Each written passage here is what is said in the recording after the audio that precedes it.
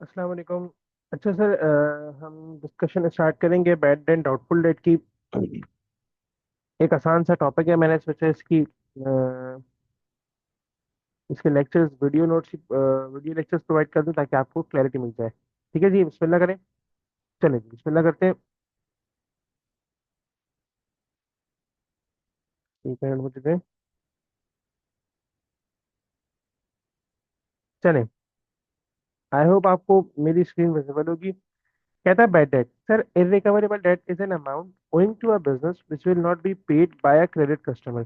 Sir ये कहते हैं कि जो है ना, जो क्रेडिट कस्टमर्स को आप अमाउंट ओ करते हैं जो कि दोबारा रीपे नहीं होने वाले, आपको पता है सर वो क्या कहलाते हैं? Bad and doubtful debt. Irrecoverable debt का कॉन्सेप्ट हो गया। ठीक है। अच्छा, हम जब हमारे पास कोई भी डेट आएगा तो हम देखेंगे कि डेट रिटर्न ऑफ कब हुआ।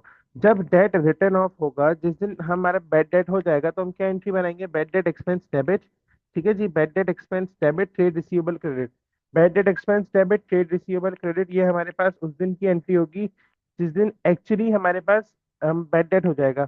ठीक है। लेट्स से अगर एक बैड डेट हो गया हमारे पास, लेट्स से 5 दिसंबर को, तो हम 5 दिसंबर को जाके जर्नल एंट्री बनाएंगे bad debt expense debit trade receivable credit. अच्छा, फिर ईयर एंड आएगा। हम इस ईयर एंड पर बैड डेट एक्सपेंस के टी अकाउंट को, बैड डेट एक्सपेंस के अकाउंट को खत्म करेंगे और हम इसको कहाँ पर ले जाएंगे? पीएनएल में। सिंस ये एक एक्सपेंस अकाउंट है तो हम इसको पीएनएल में ले जाएंगे। एट द ईयर एंड हम क्या करेंगे सर? इनकम स्टेटमेंट को डेबिट करेंगे, पीएनएल को क्रेडिट कर देंगे। तो हमारे पास ये जनरल एंट्री बन जाएगी। इसको अकाउंट में देखें तो हमने ये वाली पहले एंट्री डाली, bad debt expense debit trade receivable credit. Bad debt expense debit हो गया, ट्रेड रिसीवेबल का रेफरेंस लगा, और हमारे पास पीएनएल और इनकम स्टेटमेंट हो गई क्रेडिट, जो कि ईयर एंड पर हुआ। ये वाली एंट्री कीपिंग इन माइंड, ये वाली एंट्री बनेगी कब? ईयर एंड पर बनेगी। ठीक है जी, ये वाली एंट्री हमारे पास बन जाएगी ईयर एंड पर। अच्छा, अब यहाँ पर आई होप आपको बेड एड का कॉन्सेप्ट समझ में आ गया होगा। इसके लिए अगर हम इलिस्ट्रेशन करते हैं क्वेश्चन नंबर 1 के तौर पे, कहता है Sachin a trader who sells goods on credit. ठीक है जी, he offers customers a cash discount of 2% if accounts are paid within 30 days. ठीक है, कोई बात। उसने कहा अगर 30 दिन के अंदर अंदर आप पे कर देंगे तो आपको 2% का डिस्काउंट मिल जाएगा। फिर कहते हैं सचिन का फाइनेंशियल ईयर एंड 31 दिसंबर को। कहते हैं Sachin sold goods 400 on credit to Bhuvan store on 1st February 2022. The account was settled by check on 28 February 2022. On this date, Bhuvan store purchased further goods 150 on credit. अच्छा, हुआ क्या?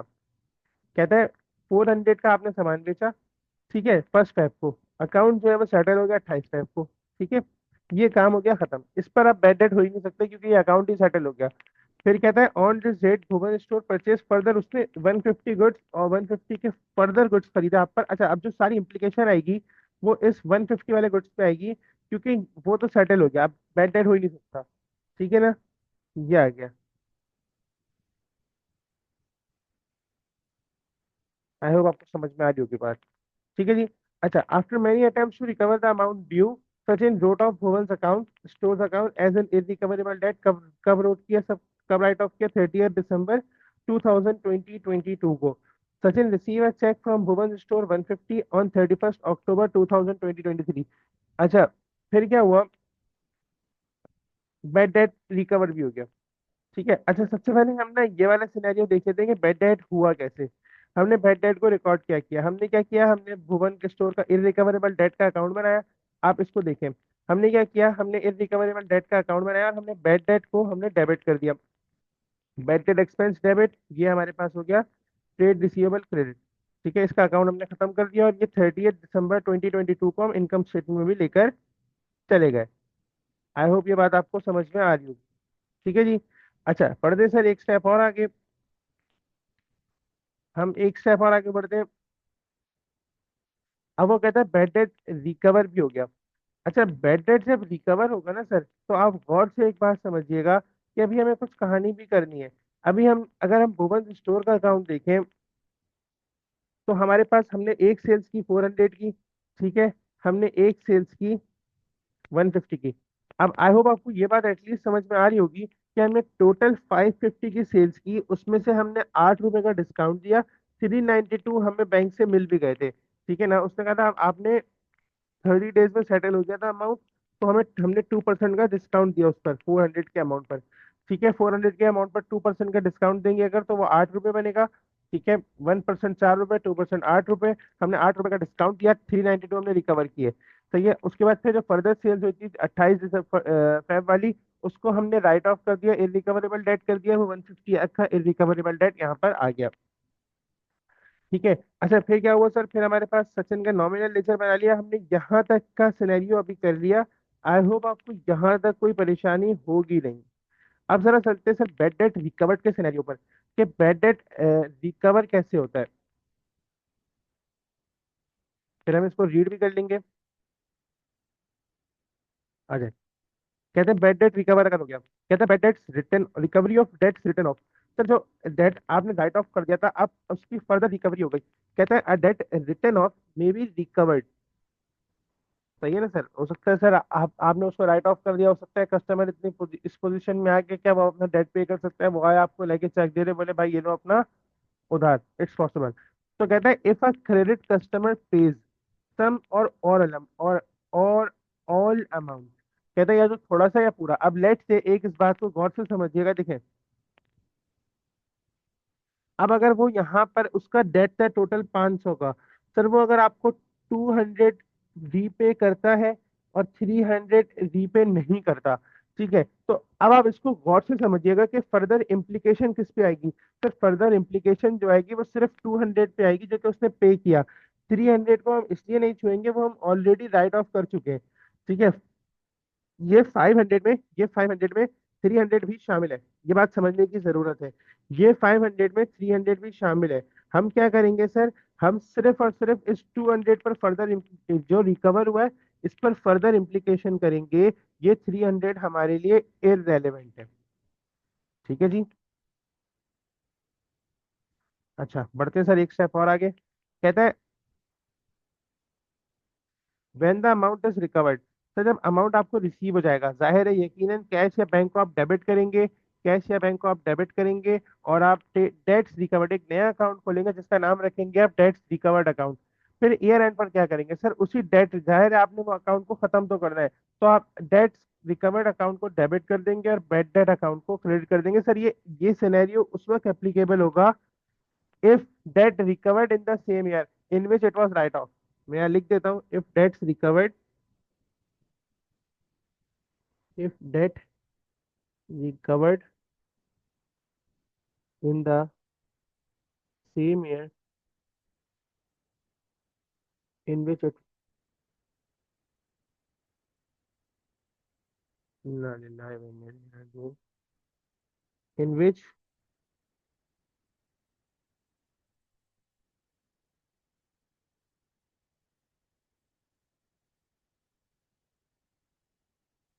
it was right off। ठीक है जी। अच्छा, अगर हम उसी साल पर रिकवर करेंगे जिस साल हमने राइट ऑफ किया है, तो सर ये एंट्री बनेगी। अगर सर हमने पिछले साल राइट ऑफ किया था, अब हम उसको इस साल हमने हमें रिकवर हो रहे हैं, मतलब करंट ईयर हमने प्रीवियस ईयर उसको राइट ऑफ किया था, हमें करंट ईयर रिकवर हो रहे हैं, तो हम यहाँ पर इसको इनकम में दिखा देंगे जाकर पीएनएल में। ठीक है, bad debt recovered account. I hope आपको बात समझ में आ रही होगी।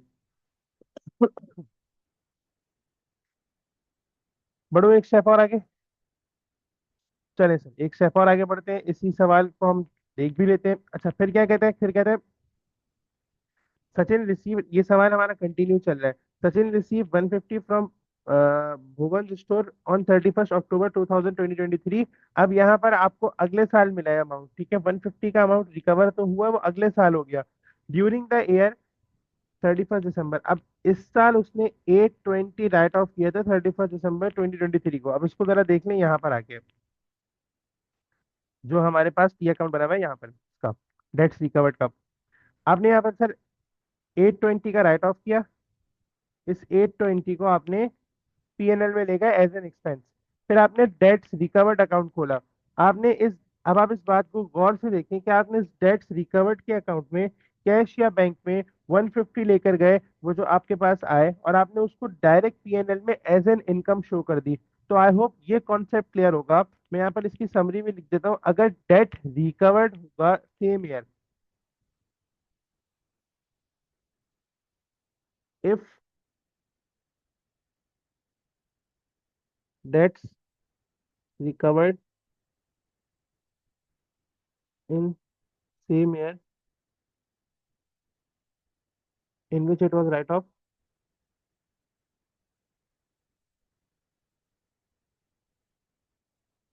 तो सर आप यहाँ पर क्या करेंगे? आप यहाँ पर कुछ नहीं करेंगे सर, आप बेड डेट को आप अपने डेट से कम कर देंगे, आप अपने बेड डेट को कम कर देंगे, रिडक्शन इन डेट। ठीक है, लेकिन आम हालात में ऐसा सिनेरियो होता नहीं है, रिडक्शन इन डेट। ठीक है जी। अच्छा, लेकिन अगर सब्सिक्वेंट ईयर्स होंगे, बाद के ईयर्स होंगे, तो सर आप क्या शो करेंगे? आप शो कर देंगे income in PNL. I hope ये बात आपको समझ में आ रही होगी।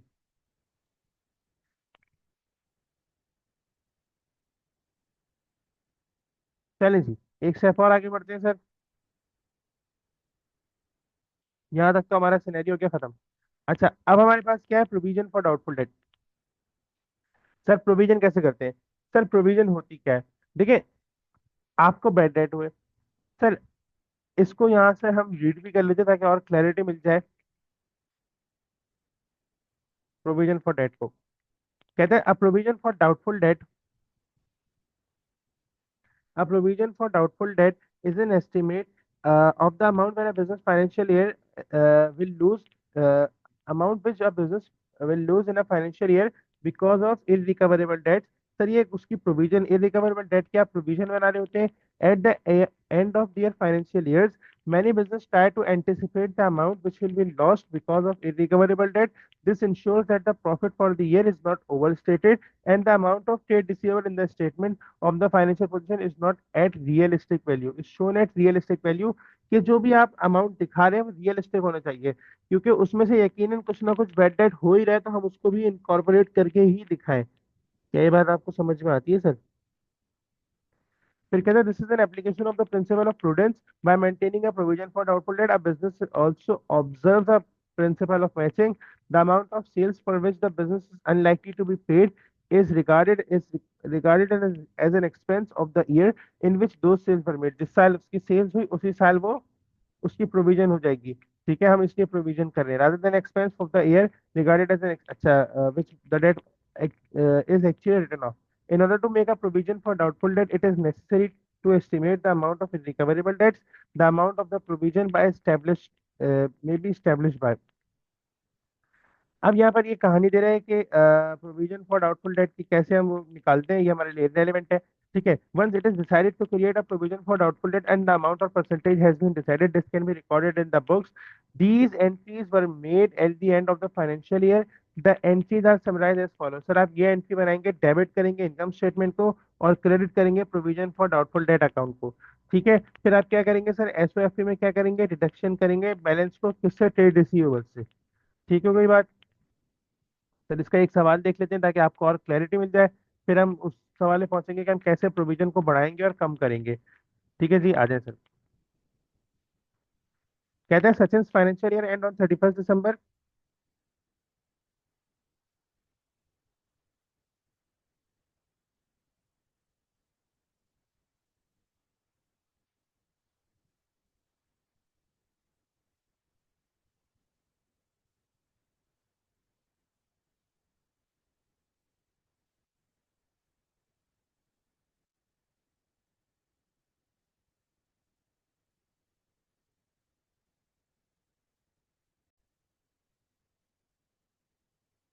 चलें सर। कहता है एक स्टेप और आगे बढ़ते हैं, क्वेश्चन नंबर 2 सॉल्व करते हैं। कहते हैं Sachin financial year end on 31 December. During the year ended 31 December 2024 he wrote of recoverable debt totalling 950। 950 उसने रोट ऑफ कर दिया, राइट ऑफ कर दिया। अच्छा, फिर कहते हैं on 31 December his trade receivable amounted to 25,000। he decided to create a provision for doubtful debt of 4%। अब गौर से देखिएगा। ठीक है, अब इसको हम समझेंगे सर। 950 का उसने टोटल क्या किया? 950 का उसने टोटल राइट ऑफ किया। अब वो कहता है ऑन 31 दिसंबर। अब यहाँ पर ना आपको बहुत गौर से इस बात को समझना है देखें वो ना आपको 1 दिसंबर 31 दिसंबर की वैल्यू दे रहा है। अगर आप इसको गौर से देखें तो वो आपको 31 दिसंबर पर ट्रेड रिसीवेबल की वैल्यू दे रहा है। ठीक है, वो कह रहा है 25,000 है। अच्छा, कीपिंग इन माइंड सर, इस 25,000 में ये वाले 950 ऑलरेडी एडजस्टेड हैं। ठीक है, ये वाले 950 ऑलरेडी एडजस्टेड हैं। अब एक बच्चा यहाँ पर ये काम करता है कि वो इस 25,000 में से लेस करता है 950 को। देखें ये वाली बात, तो उसका प्रोविजन आएगा 962। अगर वो 25,000 से लेस करता है 950 को और फिर उस पर 4% का रेट लगाता है, तो उसका प्रोविजन आ जाता है 962 सर, जो कि गलत हो जाएगा, लॉजिकली गलत हो जाएगा। यहाँ पर आपको क्या करना पड़ेगा, यहाँ पर आपको सबसे डायरेक्ट 25,000 पे लगाना पड़ेगा, क्योंकि ये आपको 31 दिसंबर की अमाउंट दी गई है, ऑलरेडी एडजस्ट होकर आई है। ठीक है, कोई बात। अच्छा, हम क्या करेंगे सर, हम सबसे पहले एंट्री बनाएंगे, बैड डेट एक्सपेंस डेबिट 950 से और ट्रेड रिसीवेबल क्रेडिट 950 से 31 दिसंबर को। अच्छा, ये हुआ 31 दिसंबर को नहीं, ये ड्यूरिंग द ईयर, लेकिन हम अज्यूम करेंगे आसानी के लिए ये सिनेरियो इस तरह से हुआ और ये बना के खत्म कर देंगे। ठीक है, फिर हम क्या कहेंगे, on 31 December trade receivable amounted to 25,000, इस पर हम 5% का 4% का रेट लगाएंगे, तो हमारे पास 1,000 की प्रोविजन आ जाएगी। अब हम क्या करेंगे सर, हम ट्रेड रिसीव बैड डेट का account as it is account बनेगा, जैसा हम बनाते हुए आ रहे हैं, bad debt trade receivable. Bad debt का अकाउंट डेबिट होगा, ट्रेड रिसीवेबल का रेफरेंस लगेगा और वो पीएनएल से क्रेडिट हो जाएगा, 950 से खत्म हो जाएगा अकाउंट। अब प्रोविजन फॉर डाउटफुल डेट का अकाउंट बनेगा सर, बैलेंस सीडी कुछ था नहीं, हमें दिया हुआ नहीं था सवाल में। बैलेंस सीडी 1,000 होगा, इनकम स्टेटमेंट में 1,000 जाएगा पीएनएल में। अच्छा, आई होप ये बात आपको यहाँ तक समझ में आ गई होगी। यहाँ पर आकर अब हम एक और चीज पढ़ लेते हैं सर। हम यहाँ पर क्या पढ़ेंगे सर, हम यहाँ पर पढ़ेंगे कैसे हम इसको पीएनएल में लेके जाते हैं। सॉरी सर, हमारे पास दो इम्पैक्ट होते हैं सर, एक इम्पैक्ट जाता है पीएनएल पे, एक इम्पैक्ट जाता है बैलेंस शीट पे। ठीक है, हम पीएनएल का इम्पैक्ट देख लेते हैं सर। आपके पास इनकम स्टेटमेंट डेबिट होगी, provision for doubtful date credit हो जाएगा। ठीक है, इम्पैक्ट ऑन एसओएफ क्या होगा सर, इम्पैक्ट ऑन एसओएफ ये होगा कि आपके पास ट्रेड रिसीवेबल होगा, उसमें से आप बैड डेट को लेस करेंगे, उसमें से आप प्रोविजन फॉर डाउटफुल डेट को लेस करेंगे। अच्छा, आपको मैं यहाँ पर एक और चीज सिखाने जा रहा हूँ सर, एक थोड़ी सी बात इन एडवांस सिखा रहा हूँ। यहाँ पर सिनेरियो कुछ इस तरह से बनता है। देखिए, इनकम स्टेटमेंट में ना आप कुछ एक्सपेंस को इस तरह लेस करके दिखाते हैं, लेकिन आप क्या करते हैं, आपके पास ये आ गया ग्रॉस प्रॉफिट। ठीक है सर, यहाँ पर आप इधर से लेस करेंगे, less bad debt, less bad debt कर देंगे। ठीक है, बैड डेट एक्सपेंस एक एक्सपेंस है, इसको लेस कर देंगे। ठीक है जी। अच्छा, फिर हमारे पास क्या है सर, एक और एक्सपेंस है जिसको हम कहते हैं increase in provision for doubtful date, इसको भी लेस कर देंगे, less increase in provision for doubtful date. Doubtful debt में अगर इंक्रीज होगा प्रोविजन में, तो हम उसको लेस कर देंगे और हम ऐड करेंगे, ऐड डिक्रीज इन प्रोविजन। अच्छा सर, ये होता क्या है, अभी इसको भी एक एग्जांपल से समझेंगे। जरा पहले इनकम स्टेटमेंट का एक्सट्रैक्ट, आई होप आपको समझ में आ गया होगा। ठीक है, इस तरह से कुछ एक्सट्रैक्ट बनता है। आ जाए, हम अपने टॉपिक पे आ जाते हैं, क्वेश्चन पे आ जाते हैं जिधर हम थे।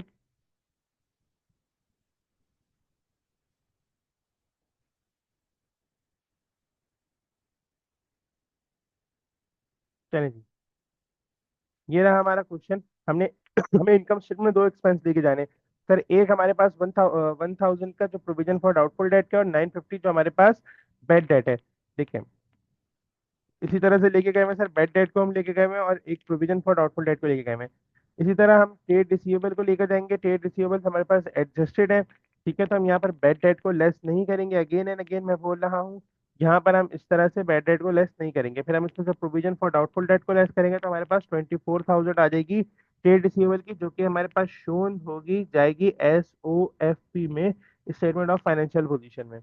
आई होप ये सिनेरियो आपको समझ में आ गया होगा। सर, अब दो एडिशनल सवालात है, तो हम देख लेते हैं, जिसमें हमारे पास एक में इंक्रीज इन प्रोविजन दिखाया गया है और दूसरे में डिक्रीज इन प्रोविजन दिखाया गया है।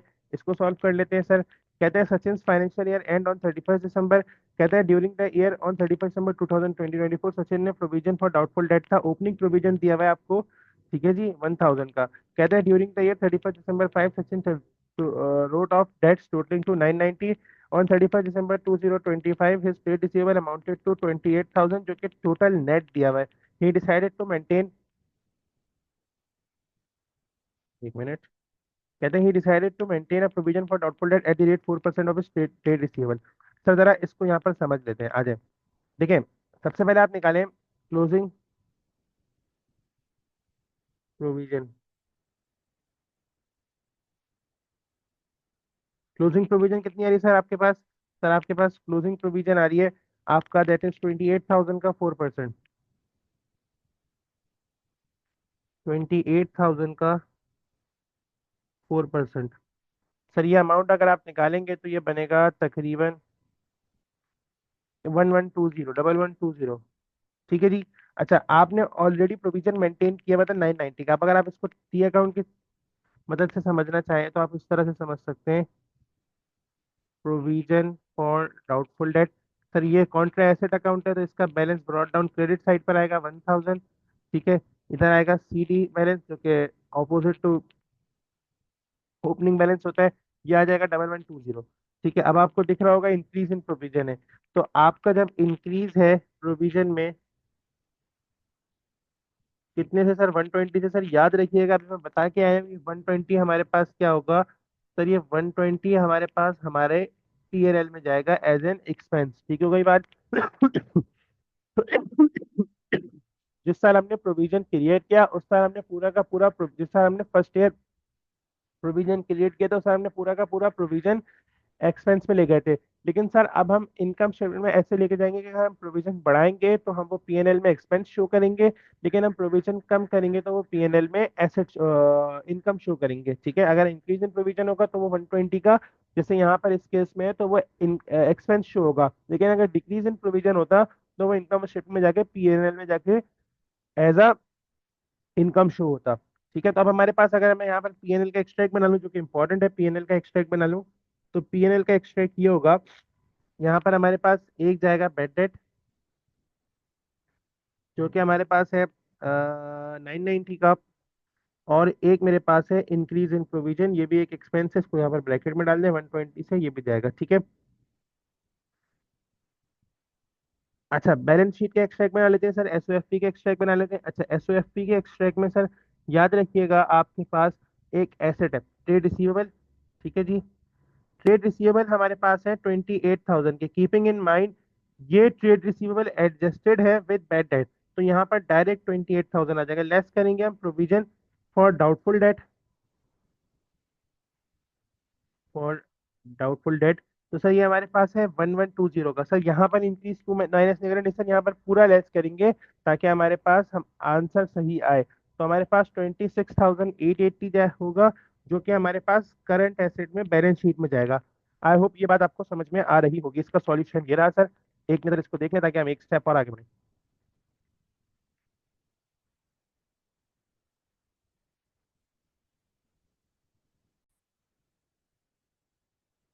ठीक है सर, आई होप आपने ये कॉपी कर लिया होगा। ये हमारे पास यहाँ तक का एरिया है। ठीक है, एक और सर सवाल कर लेते हैं जिसमें हम डिक्रीज इन प्रोविजन देख लेंगे, तो हमारे पास सिनेरियो हो जाएगा कंप्लीट। कहते हैं ऑन 31 दिसंबर,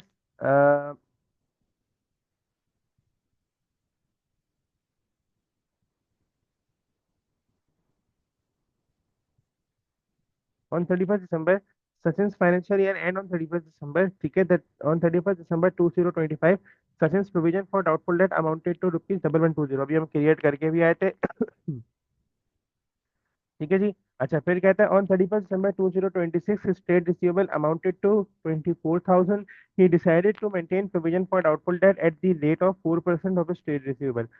सर इस सवाल को सॉल्व करें।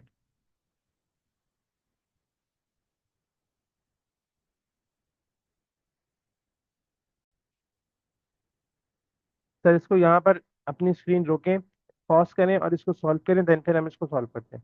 चलें सर, मैं करा देता हूँ। फिर हमारे पास क्या है, देखें 24,000 का ट्रेड रिसीवेबल है। ठीक है, हम 4% पर रिसीव डाउटफुल डेट मेंटेन करते हैं, तो हम यहाँ पर क्लोजिंग ट्रेड रिसीवेबल निकाल सकते हैं। बिल्कुल सर, निकाल सकते हैं। 24,000 का अगर हम लें 4%, तो हमारे पास आ जाएगा तकरीबन तकरीबन 960 का। सर ये हमारे पास आ गया क्लोजिंग प्रोविजन। अब हम यहाँ पर प्रोविजन फॉर डाउटफुल डेट का अकाउंट भी बना लेते हैं, हमने यहाँ पर अभी बनाया भी था। आई होप आपको याद होगा। PFDD। Sir brought down balance हमारे पास था 1120 का। कैरी डाउन बैलेंस था हमारे पास 960 का भी हमने निकाला। ठीक है, हमारे पास प्रोविजन डिक्रीज हो रही है। ठीक है जी, हमारे पास प्रोविजन डिक्रीज हो रही है, अमाउंट आ गया था हमारे पास 160 का। तो ये हमारे पास कौन सा है, डिक्रीज इन प्रोविजन है।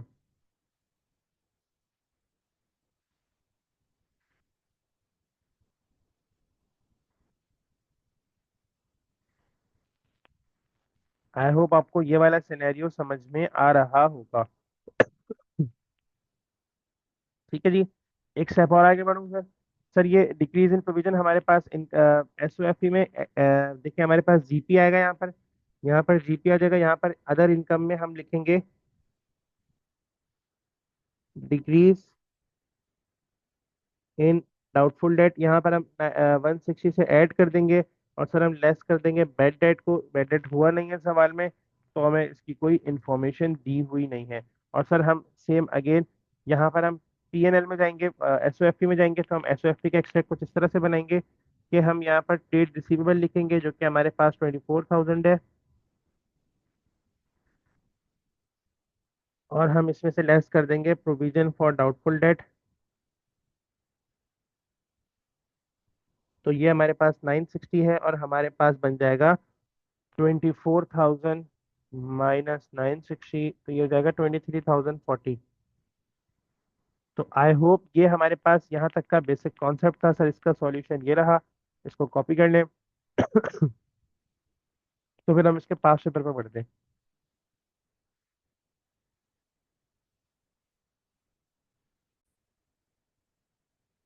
चलें सर, एक स्टेप और आगे बढ़ते हैं, एक आखिरी पॉइंट देख लेते हैं। कहते हैं reducing the possibility of irrecoverable debt. Sir आपके पास जो इरिकवरेबल डेट है इसको आप कैसे कम कर सकते हैं। ठीक है, हमने पूरा टॉपिक देख लिया क्या कि जब प्रोविजन इंक्रीज होगी, जब प्रोविजन डिक्रीज होगी तो क्या होगा। अब हम देख रहे हैं कि हमारे पास हम कैसे इस इरिकवरेबल डेट की पॉसिबिलिटी को कम कर सकते हैं। The only certain way of avoiding irrecoverable debt क्या है सर, आप गुड्स ही ना बेचें। आप कह रहे हैं वो आप गुड्स ही ना बेचें उस पे क्रेडिट पे। अगर आप बेचेंगे ही नहीं तो बैड डेट भी नहीं होगा, ठीक है, लेकिन ऐसा प्रैक्टिकली नहीं होता। In practice this is not always an option, all possible step must be taken to avoid irrecoverable debt. ठीक है sir, before allowing credit to a new customer, sir आप क्या करें, credit reference should be obtained. आप credit reference obtain करें, ठीक है, one from the customers bank and one from the present और प्रीवियस सप्लायर। उससे पूछ लें भाई आप बता दो बंदे की बंदा क्रेडिट वर्दी है भी या नहीं है, इसको हम सेल कर भी सकते हैं या नहीं कर सकते। ठीक है, कोई बात। Credit limit is usually fix for customer. Sir एक क्रेडिट लिमिट फिक्स की जाती है कि इतने इस हद तक आप इस कस्टमर को क्रेडिट पर सामान दे सकते हैं, इससे ज्यादा मत दीजिएगा। Credit limit is usually fix for each customer which places an upper limit. एक चेक लगा देता है, एक लिमिट लगा देता है कि इससे ज्यादा की अमाउंट की सेल हम कस्टमर को क्रेडिट पे नहीं कर सकते। The establishing a credit limit and later monitoring the customer's account is known as credit control. Invoices and month-end statements of account should be issued promptly। ठीक है सर, ताकि आपको इसका रिस्पॉन्स मिलता रहे। The sales ledger account should be carefully monitored. ये सारे tax बता रहा है आपको कि ये सारी चीजें कर सकते हैं आप। And overdue account should be investigated and the customers contacted by letters, emails and telephone calls if necessary. No further good should be supplied until then. अगर यहाँ पर कोई मसला आपको नजर आ रहा है, ताकि आप जो अमाउंट है वो जो ऑलरेडी ड्यू है वो बस उसको रिकवर कर सकें। More extreme measure involve taking legal actions, ठीक है, against the customers, but sometime the amount of debt is too small to justify the cost of. Late से आपको एक अमाउंट रिसीव ही कस्टमर से करनी है 200 की, और उसकी लीगल कॉस्ट ही बहुत ज्यादा आ रही है, या लेट से 2000 की या 5000 की अमाउंट रिसीव करनी है, और अगर आप लीगल एक्शन लेने जाएंगे तो वो उसकी लीगल एक्शन की कॉस्ट ही उससे ज्यादा आ जाएगी। तो सर फिर वो हम उसको छोड़ देते हैं। सम बिजनेस में make use factoring and invoice discounting. Factoring debt factoring की बात कर रहे हैं यहाँ पर, और इनवॉइस डिस्काउंटिंग की बात कर रहे हैं, लेकिन ये सारी चीजें हमारे स्कोप से बाहर है, तो खामखा इसको डिस्कस करने की जरूरत ही नहीं है। तो सर यहाँ पर मेरा एक basic of bad and doubtful date complete होता है, जिसमें हमने क्या देखा, जिसमें हमने देखा अगर बैड डेट होगा तो कैसे रिकॉर्ड करेंगे। ठीक है, उसकी रिकवरी होगी तो हम उसको कैसे रिकॉर्ड करेंगे। रिकवरी में सिर्फ और सिर्फ दो सिनेरियो है सर, अगर रिकवरी सेम ईयर में हो रही है तो वो बैड डेट में रिडक्शन दिखा देंगे, और अगर रिकवरी लेटर ईयर्स में हो रही है तो हम क्या करेंगे सर, इनकम दिखा देंगे सर। फिर हम प्रोविजन फॉर डाउटफुल डेट पहुंचेंगे, अगर इंक्रीज इन प्रोविजन होगा तो अच्छा, प्रोविजन फॉर डाउटफुल डेट में पहली चीज, अगर हम प्रोविजन जिस साल क्रिएट कर रहे हैं उस सर पूरा का पूरा अमाउंट एक्सपेंस में जाएगा। इन लेटर ईयर्स अगर हम प्रोविजन फॉर डाउटफुल डेट में इंक्रीज करेंगे तो हमारे पास increase in provision as an expense income शिप में शो हो जाएगा, और अगर हम प्रोविजन को डिक्रीज करेंगे तो वो एज अ इनकम हमारे इनकम स्टेटमेंट में शो हो जाएगी। ठीक है जी। यहाँ तक की बातें अगर समझ में आती हैं, सर आज की क्लास को वहीं पर ही रखते हैं। Thank you very much. Allah Hafiz.